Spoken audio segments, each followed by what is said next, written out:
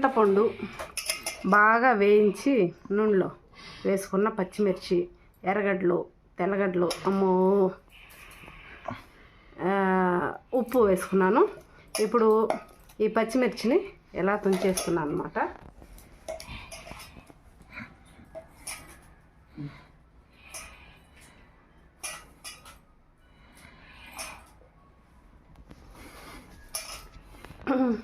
ఎండుమిరపకాయలతో చేశాను ఇంతకుముందు. ఇది పచ్చిమిరపకాయలతో అన్నమాట. ఇది చాలా బాగుంటుంది. ఉప్పు, తెల్లగడ్డ, ఎర్రగడ్డ, పచ్చిమిర్చి, చింతపండు అన్నమాట. ఇదిగో టమాటాలు బాగా 20 నిమిషాల పాటు వేయించుకున్నాను అన్నమాట. ఇది కూడా ఇందులో వేసేస్తున్నా. పెడుతున్నానన్న కూడా అందులో వేసేసాను.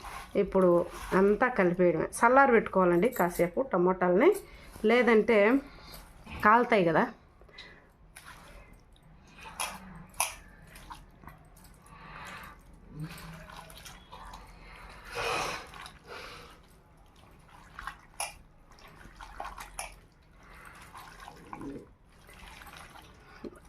దీన్ని చూస్తూ ఉంటేనే నోరు ఊరిపోతుందండి. నిజంగా సూపర్ టేస్ట్ ఉంటుంది.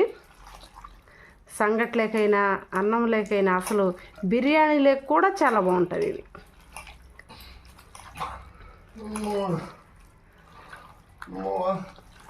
ఇలా పిసికేసేయాలన్నమాట బాగా.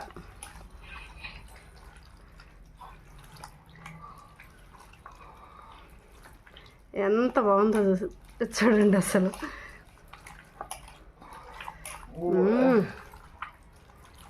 వస్తున్నా కన్నయ్య, ఎత్తుకొని వస్తున్నా.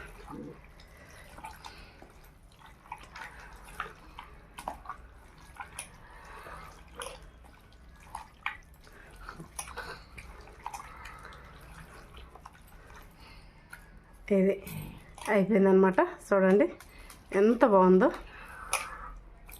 ఇది అయిపోయింది కదా.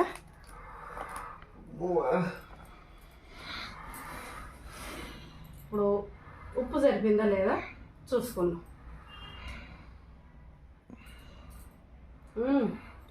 అన్నీ పర్ఫెక్ట్గా సరిపోయింది. కారం, ఉప్పు, పులుపు అన్నీ కూడా సూపర్గా. ఇప్పుడు సంగటి, రాగి సంగటి చేశాను స్మూత్గా.